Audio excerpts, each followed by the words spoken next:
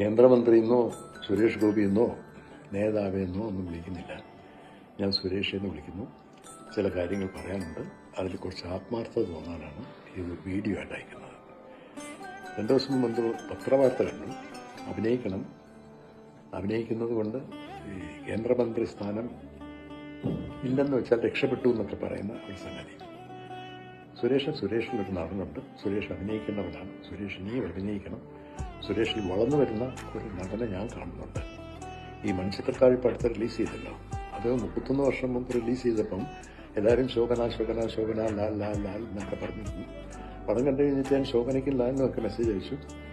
അപ്പം എനിക്ക് പറയാനുള്ളതെന്ന് വെച്ച് കഴിഞ്ഞാൽ ശോഭനയുടെ അഭിനയം ജ്വലിച്ചത്, അല്ലെങ്കിൽ മോഹൻലാലിൻ്റെ അഭിനയം ജ്വലിച്ചത് സുരേഷ് ഗോപി എന്ന നടൻ്റെ പ്രതികരണങ്ങളിലൂടെയാണ്. എൻ്റെ ഒരു ഡയറക്ടർ എന്ന നിലയിൽ വാട്ട് ഈസ് ആക്ടിങ് എന്ന് ചോദിച്ചാൽ, acting is A silent reaction between 2 dialogues. അങ്ങനെ സുരേഷ് ഗോപിയുടെ സൈലന്റ് റിയാക്ഷൻ ശോഭനയുടെ ആക്ടിങ്ങിനെ ജ്വലിപ്പിച്ചിട്ടുണ്ട്. മൊത്തം പടത്തിൻ്റെ കഥയെ ജ്വലിപ്പിച്ചിട്ടുണ്ട്. അപ്പോൾ ഈ സുരേഷ് ഗോപി എന്ന നടൻ വളർന്നുകൊണ്ടിരിക്കുകയാണ്. ഞാൻ അടുത്ത ജോഷിക്ക് വേണ്ടി ചെയ്ത പടം കണ്ടു. അപ്പോൾ വളർന്നുകൊണ്ടിരിക്കുകയാണ്. അമിതാഭ് ബച്ചനെ പോലെ സുരേഷ് ഗോപി കാലകാലം ഈ മലയാള സിനിമയിൽ നിൽക്കണം എന്ന് ആഗ്രഹിക്കുന്ന ഒരു വ്യക്തിയാണ്. നമ്മൾ തമ്മിൽ പല പടങ്ങളും ചെയ്തിട്ടുണ്ട്.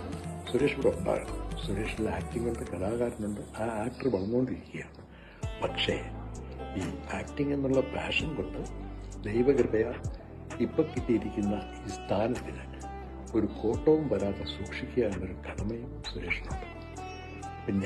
ഞാൻ വ്യക്തിപരമായി പറയുകയാണ്, എനിക്ക് ന്യായം എന്ന് തോന്നുന്ന ഒരു കാര്യം വേണമെങ്കിൽ കേന്ദ്രത്തിൽ ആരുണ്ട് എന്ന് ചോദിച്ചാൽ എനിക്ക് ഉത്തരവുണ്ടല്ലോ. സുരേഷ് ഗോപി അവിടെ ഉണ്ട്. സുരേഷ് ഗോപിയോട് പറഞ്ഞാൽ കൊള്ളാം. അതുപോലെ എത്രയോ പേരുണ്ട്. സുരേഷിനെ പോലെ ഒരു യഥാർത്ഥ ഭാരതീയാണ് അവിടെ വേണം സുരേഷ്. അത് ഈ സുരേഷ് 5 വർഷവും പൂർത്തീകരിക്കണം. തൃശ്ശൂർകാർ ജയിപ്പിച്ച് വിട്ടത് BJP-കാരനെന്നോ UDF-കാരനെന്നോ LDF-കാരനെന്നോ നോക്കിയിട്ടല്ല, ഹിന്ദുവെന്നോ ക്രിസ്ത്യാനിയെന്നോ മുസ്ലിമെന്നോ നോക്കിയിട്ടല്ല. സുരേഷ് ഗോപിയിൽ അവരൊരു ഭാരതീയനാണ് കണ്ടത്. സുരേഷ് ഗോപിയും രാധികയും കൂടി കാൽവരിയിലെ യേശുവിനെ കുറിച്ച് പാട്ടൊക്കെ കേട്ട് എനിക്ക് രോമാഞ്ചം ഉണ്ടായതാണ്. അപ്പം ആ കൃപ അതൊരു കൃപയാണ്, ദൈവകൃപയാണ്. അതിനെ മാനിക്കണം, അതിൻ്റെ നേതാക്കളെ മാനിക്കണം. അത്രയും തന്നെ മാനിക്കേണ്ടവരുമാണ് തൃശ്ശൂരിൽ നിന്ന് സുരേഷ് ഗോപിയെ ജയിപ്പിച്ചു വിട്ട തൃശ്ശൂർകാരൻ. അതുകൊണ്ട് അതും വേണം, ഇതും വേണം. ആലോചിച്ച് തീരുമാനമെടുക്കുക. സിനിമയിൽ വേണം സുരേഷ് ഗോപി, അതുപോലെ തൃശ്ശൂർകാർക്ക് വേണം. Thank you.